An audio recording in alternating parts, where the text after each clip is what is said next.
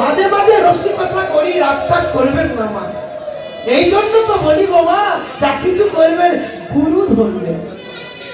গুরু ছাড়া ভগবানের কাছে যেতে পারবেন না।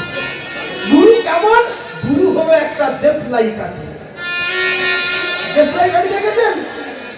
দেশলাই কাঠির ছোট্ট কাঠির উপরে একটা একটুখানি বারুদ আছে, আছে না? ওই একটুখানি বারুদে সারা পৃথিবী পুড়িয়ে দিতে পারে, পারে না? কি পারে না? একটা ছোট দেশলাই কাঠিতে সারা পৃথিবী পোড়াতে পারে। তেমনি এই দেহটা যদি পাপে পাপে পরিপূর্ণ হয়ে যায়, গুরুদেবের মুখে থেকে একটা কৃষ্ণ নাম কানে গেলে দেহটা পরিশুদ্ধ হয়ে গিয়ে কৃষ্ণ ভক্তি উদয় হয়।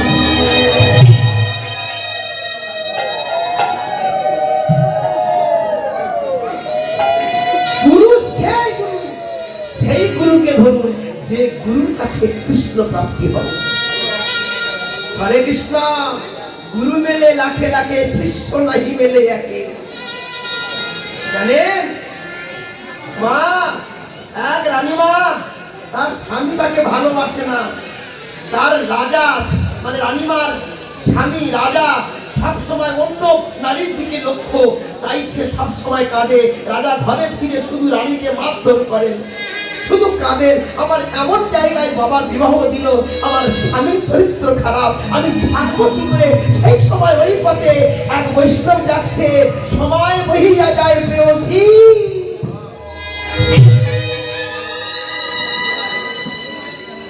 সময় বহিয়া যায় প্রেয়সী, কৃষ্ণ গুণ গাও সময় আর নাই। এ কথা শুনে রাত ভোরের বেলায় ওই রানী ঘর ছেড়ে চলে গেলেন সন্ন্যাস ধর্ম নেওয়ার জন্য। যে সংসারে ভালোবাসা নেই, যে সংসারে সুখ নেই, সে সংসারে না থেকে একটু কৃষ্ণ পথের প্রতীক হওয়া। খুঁজে খুঁজে যে বৈষ্ণব গান গেয়ে গেছেন তার আশ্রমে গিয়ে বলছেন, গুরুদেব আমাকে দীক্ষা দিতে হবে। দীক্ষা দেওয়ার আগে আমার ঘরেতে 1 বছর থাক, আগে আমি তোকে দেখি, তবে তো দীক্ষা দেব। আগে আমি তোকে দেখি তুই নাওয়ার পাত্রটা কেমন। 1 বছর হয়ে গেল, 2 বছর হয়ে গেল, গুরুদেব দীক্ষা দেন না। 7 বছর হয়ে গেল, দীক্ষা দেয় না। কিন্তু তার এত ধৈর্য দেখে গুরুমা তার স্বামীকে বলছে, কি গো, ও রাজার ঘরের ঘরণী তোমার কাছে দীক্ষা নিতে এলো, তুমি ওকে দীক্ষা দাও।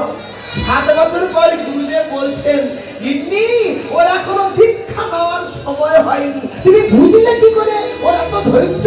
আর তুমি এক কাজ করো, কালকে সকালবেলা যখন ঘুম থেকে উঠবে না, তুমি ওই যে রান্না করো ছাই আছে না, কাঠের ছাই, বলছে হ্যাঁ, বলে মাথায় একটু ঢেলে দিও। রানী ঘুম থেকে উঠেছেন, রানীমা তো ঝুড়ির মধ্যে ছাই রেখেছেন, তার স্বামী বলেছেন, তাই যেই বেরিয়েছেন সেই ছাই ঝুড়িটা নিয়ে গিয়ে রানীমার মাথায় ফেলে দিল। রানীমা বলছে, গুরুমা তুমি জানো আমি কে? এই রাজ্যের রানী আমি। আমি এখনই চাইলে তোমাকে কারাগার বন্দী করতে পারি। ছুটে এসছে স্বামী, তুমি ঠিক বলেছো, ওরা করে দীক্ষা নেওয়ার সময় পাই। ভিতরে দেখো রাগের পশু এখনো যায়নি, ওর ভিতরে এখনো অহমিকা, রাগ, অহংকার সবই ধরে আছে। তাই যার মধ্যে রাগ আছে, অহংকার আছে, তাকে এখন দীক্ষা দেওয়া যাবে না। আস্তে আস্তে আস্তে 7 বছর আরো পেরিয়ে গেলেন।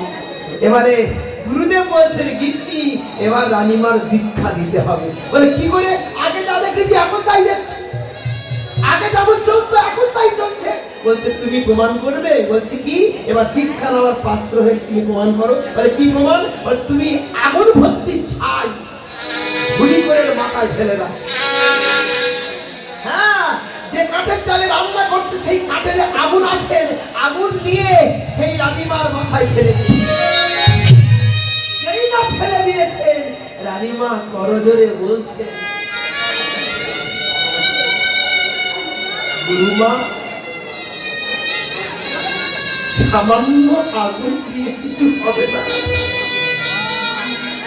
আমার পায়ের তলা থেকে আগুন দিয়ে দেহটা ধরিয়ে দাও, যাতে দেহটা পুড়ে ছাই হয়ে যায়, পরজন্মে যেন কৃষ্ণ ভক্ত হয়ে আমার পৃথিবীতে জন্ম হয়। গুরুমা গিয়ে বললেন, স্বামী সত্যিকারে এবার রানীমার দীক্ষা দেওয়ার সময় হয়েছে, শিষ্য হন আর সেই গুরুর কাছে যান যে গুরু তার শিষ্যকে সঠিক পথে পরিচালনা করতে পারে। ওই ভক্ত শিষ্য গিয়ে দেখছে গুরুদেব তার ঘরেতে একটা পিতলের গোপাল রেখে দিয়ে মুশারি খাটাচ্ছেন।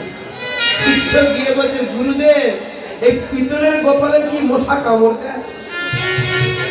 মশা কামড় দেয় আমাদের, এই গোপালের কি মশা কামড় দেয়? ওর কি হুল ফোটালে লাগে? তাই তুমি এই পিতলের গোপালের মুশারি খাটাচ্ছ, এত সুন্দর করে গদি করেছো, এত সুন্দর করে খাট করেছো। গুরুদেব তাকিয়ে দেখলেন এ শিষ্য নামে শিষ্য, এর কানে আমি মন্ত্র দিয়েছি, পাটার কানে যেমন মন্ত্র দিলে হয় এই পাটার কানে আমি মন্ত্র দিয়েছি, কিন্তু একে আমার জ্ঞান দিতে হবে। এই পিতলের গোপালে কি এর মধ্যে প্রাণ আছে? আপনাদের মনে হয় না ঠাকুর ঘরের ঠাকুরের মধ্যে প্রাণ আছে? অনেক ঠাকুর একটা প্রণাম কর, এরকম অনেক ছেলে আছে কিন্তু আপনারা জানেন না ওর মধ্যে প্রাণ আছে, আমরা দেখতে পাই না। কেন? যেমন চোখে ছানি পড়লে চশমা ব্যবহার করি, তেমনি আমাদের চোখে পাপের ছানি পড়েছে, তাই গোবিন্দকে আমরা কেউ দেখতে পাচ্ছি। হরে কৃষ্ণ। গুরুদেব বলছে, আমার একটা সিগারেট দে তো। এখন শিষ্য তো সিগারেট খায়, তার প্যান্টের পকেটে সিগারেট আছে, তবে সে ভাবতে কি ব্যাপার হলো, আমি সিগারেট খাই, আমার গুরুদেব জানলো কি? শিষ্য তো ভয় ভয় করে সিগারেট বার করছে, আমি সিগারেট খাই, গুরুদেব দেখে গেল, সিগারেটটা ধরে দিতে আমি হাত দেব, একটা সিগারেট বার করে গুরুদেবের মুখে দিয়ে দেশলাইটা বার করেছে, সিগারেটটা ধরে নিয়ে দূরে ছুঁড়ে ফেলে দিয়েছে। এই পুরি নিয়ে পরে খাবি না? আর কোনদিন খাবো না। আরে পুরি নিয়ে তুই খাবি তো পরে, এখনো পরে যাই পরে খাবি, সেই জন্য তুই ওটা পুরি নিয়ে পরে খেতে হবে না, এখন থেকে আমার সামনে খাবি।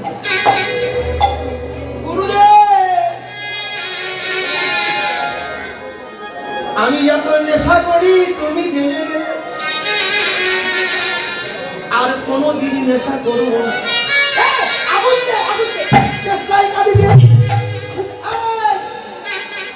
আগুন চেয়েছি, দেশলাই কাটি যায়নি, ও একটা মোমবাতি ধরিয়ে এনেছে, আমি তোর কাছে আগুন চেয়েছি, মোমবাতি চাইনি। শিষ্য লেগে গেল, গুরুদেব কোনো কিছু অবলম্বন ছাড়া কি আগুন জ্বলে? গুরুদেব বলে, ঠিক তাই, যেমন কোনো কিছু দ্বারা আগুন না জ্বলে, কোনো কিছু অবলম্বন করে যদি আগুন না জ্বলে, তেমনি বিগ্রহ না থাকলে আমার ঠাকুরের প্রাণ কি তাকে প্রতিষ্ঠা করবে? ওই বিগ্রহের মধ্যে প্রাণ আছে, তোরা কেউ দেখতে পাস না, আর তোরা ডাকার মতো কৃষ্ণ, তোরা ডাকার মতো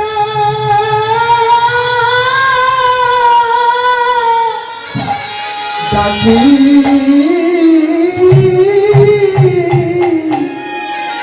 কৃষ্ণ।